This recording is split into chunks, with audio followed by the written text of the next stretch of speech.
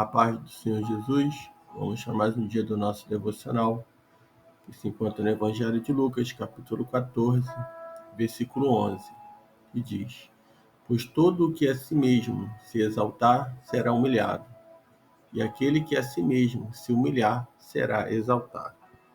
Nós vamos estar estudando o livro de Lucas, estamos estudando o livro de Lucas.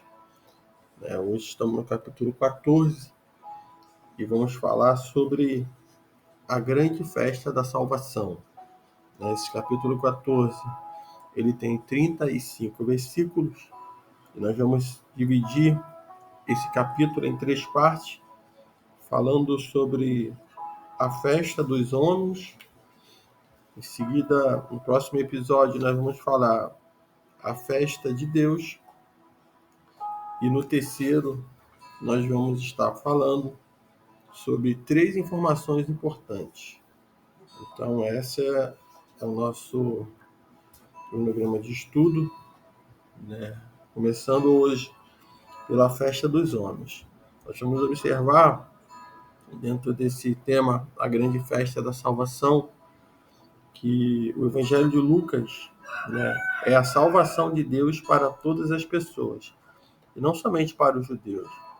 O versículo-chave desse Evangelho de Lucas está em Lucas capítulo 19, versículo 10, que diz: Porque o Filho do Homem veio buscar e salvar o perdido. Então, há 3 ideias-chave, no conceito da salvação. Primeiro, Deus é quem procura o homem a fim de salvá-lo. Ele é a causa e a origem da salvação. É o Senhor que visita a terra, com o intuito de redimir o seu povo. A segunda ideia é que a salvação é uma dádiva a ser recebida e não o alvo a ser alcançado.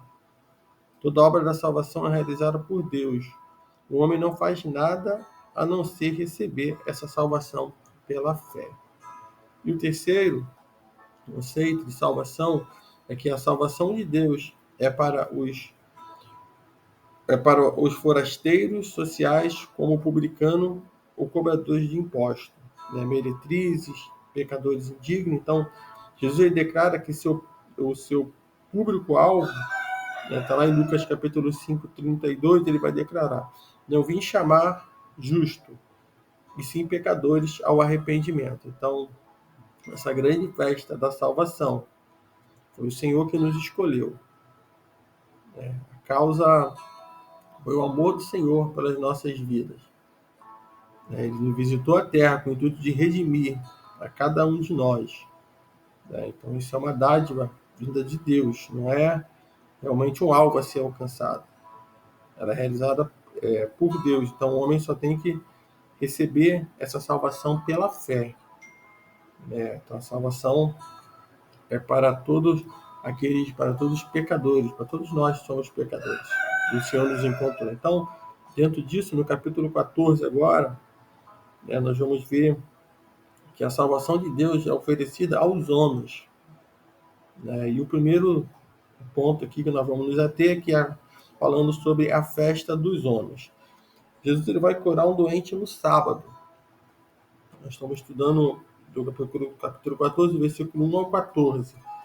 E entre esses versículos nós vamos ver que Jesus ele vai curar esse doente, um homem que estava enfermo no sábado. A festa dos homens, ela pode ser usada com objetivo maligno, que é isso que estava acontecendo ali. Não era a primeira vez que Jesus estava em casa de um fariseu para uma refeição. Portanto, não seria surpresa que mais uma vez eles frustrassem a expectativa dos religiosos. Um importante fariseu, essa passagem vai dizer, convidou Jesus para jantar em sua casa. Era sábado, e outros fariseus estavam presentes, como também um homem que sofria de hidropisia, uma doença que enche o tecido de água, provocando muitas dores e inchaço. Então, esse homem, ele estava enfermo. Ele estava ali na casa daquele homem. Então, tudo que vai acontecer ali né, eles vão estar observando Jesus. Jesus estava sendo observado pelos fariseus.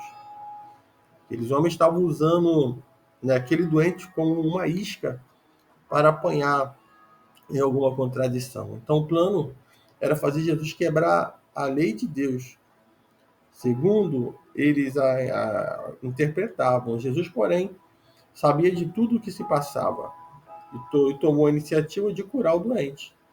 Versículo 3 e 4, ele diz: Então Jesus, dirigindo-se aos intérpretes da lei e aos fariseus, perguntou-lhe: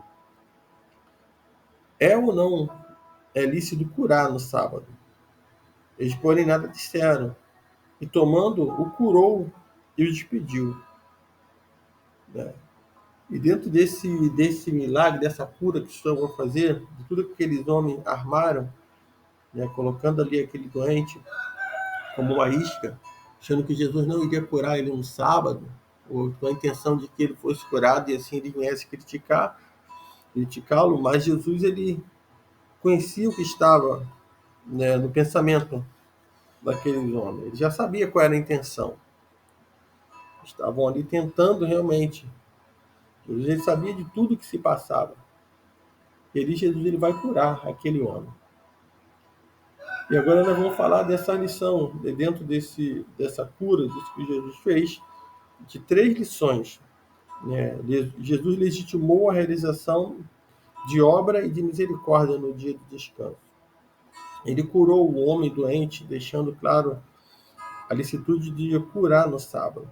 Jesus já havia feito outras boas obras no sábado, né? Como, por exemplo, expulsou o demônio, curou alguém com febre, permitiu aos discípulos que colhessem espiga para comer, né? Curou um aleijado, libertou uma mulher que estava encurvada, né? Ele curou um cego de nascença. Então, em todas as ocasiões, Jesus privilegiou as necessidades humanas das pessoas que padeciam de algum mal, em vez de priorizar os costumes e as tradições, né, dos fariseus. Então, Jesus sempre priorizou pessoas.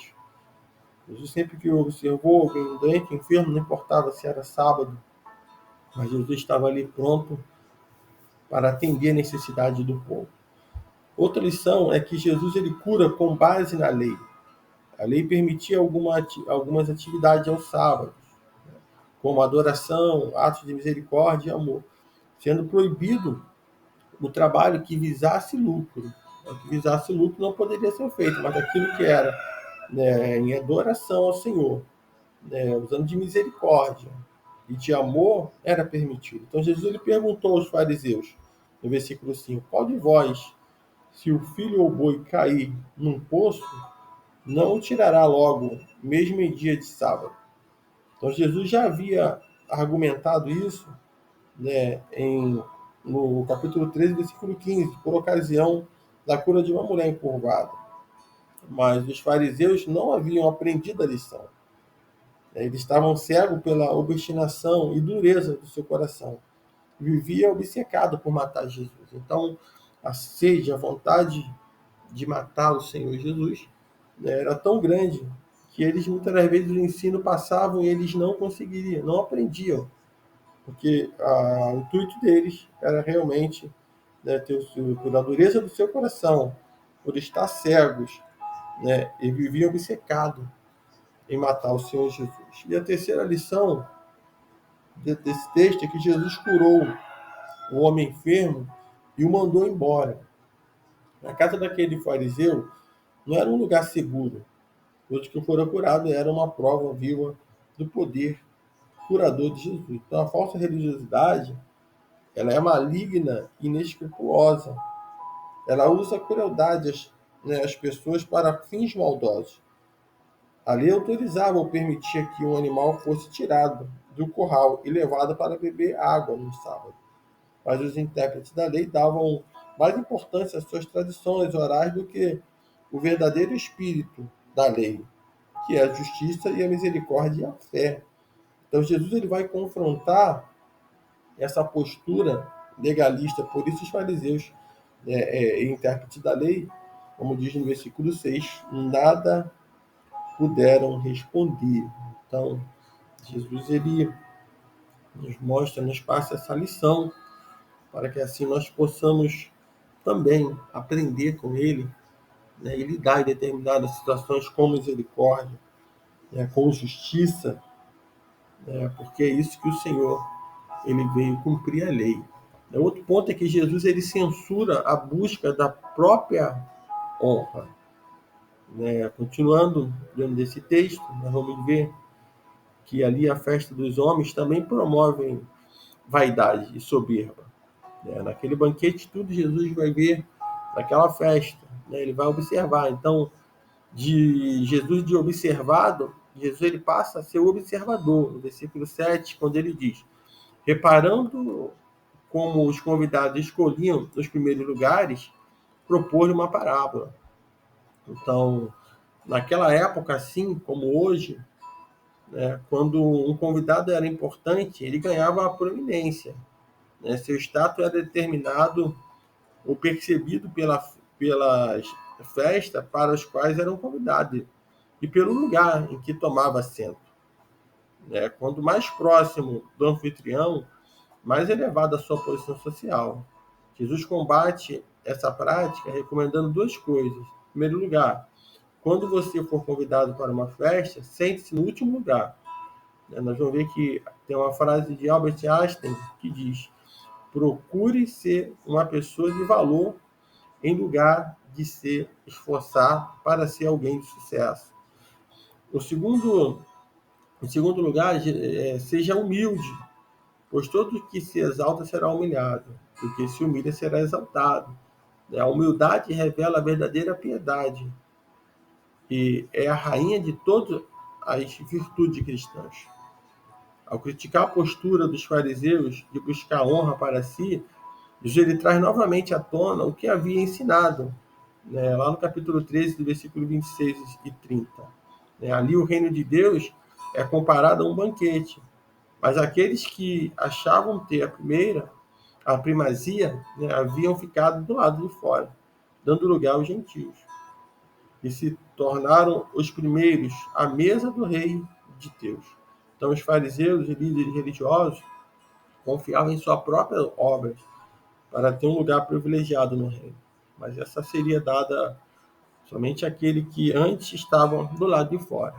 Então Jesus ele censura, né, a busca da própria honra, né, pois esses homens eles queriam os primeiros lugares, queriam se assentar para estar numa posição, um status, uma posição de destaque. E Jesus ele vai dizer que no seu reino é aqueles que estão de fora, são aqueles que vão entrar e vão sentar à mesa com ele. Jesus ensina a quem pertence os primeiros lugares. A festa dos homens é promovida com interesse oculto. Jesus disse aos fariseus que os convidou, né, no versículo 12: quando deres um jantar ou uma ceia, não convides os teus amigos, nem teus irmãos, nem teus parentes, nem teus vizinhos ricos, para não suceder que eles, por sua vez, te convidem e seja recompensado. Então, na época, as pessoas eram escolhidas pelo anfitrião com o intuito de que esse também fosse convidado para outras festas. Então, era uma troca de favores e privilégios, cuja lógica era o mérito pessoal. Então, hospitalidade baseada no interesse de ser recompensado pelos homens. Jesus, porém, o orienta a fazer, né, festa para os pobres e doentes, pessoas que não podiam recompensá-lo. Né? Quem dá aos pobres empresta a Deus, que então o recompensará com a vida eterna. Né? Versículo 14, Jesus disse: serás bem-aventurado pelo fato de não terem eles com que recompensar-te. A tua recompensa, porém, tu a receberás na ressurreição dos justos. Então, no reino de Deus, não são os grandes ou poderosos do mundo que assentarão à mesa, mas aqueles que são naturalmente desprezados, pois a salvação não é um prêmio a ser conquistado, mas um presente a ser recebido. Então, diferentemente dos jantares dos homens, a salvação é dada graciosamente por Deus. Então, que nós possamos ficar com essa palavra, estudar, ler esse texto e receber mais e mais do Senhor, porque nós entendemos que, né, que as festas do Senhor, de Deus. A festa é diferente dos homens. Na festa de Deus, nós vamos ver que as pessoas são importantes. Mas na festa dos homens, as coisas são mais importantes. Na festa de Deus, os melhores lugares são para os pequenos. Na festa dos homens, os melhores lugares são para os grandes. Na festa de Deus, o cartão de entrada é a graça de Cristo. Na festa dos homens, o cartão de entrada é o mérito pessoal. Então, quem tenta entrar na festa de Deus com os recursos dos homens, ficam do lado de fora. Para que nós possamos entender que não é com os recursos dos homens, mas é com os recursos dos céus, o recurso que vem de Deus. Então, o passe de entrada para a festa de Deus é a graça de Jesus. Então, que possamos estar conectados com Cristo Jesus. Possamos abandonar os critérios humanos quanto à honra. Muitos têm dado honra olhando a posição social, olhando o quanto a pessoa pode contribuir. E não é isso. Que nós possamos abandonar esse critério dos homens, humanos, quanto à honra. Deus ele tem um critério próprio, critério contrário ao dos homens. A salvação é fruto da graça divina, não das obras humanas. Então, exemplo de Jesus, em seu reino, devemos atender aqueles que não podem nos retribuir. Então, que nesse dia, o Senhor te abençoe. E no próximo episódio, vamos falar a festa de Deus. Que Deus te abençoe.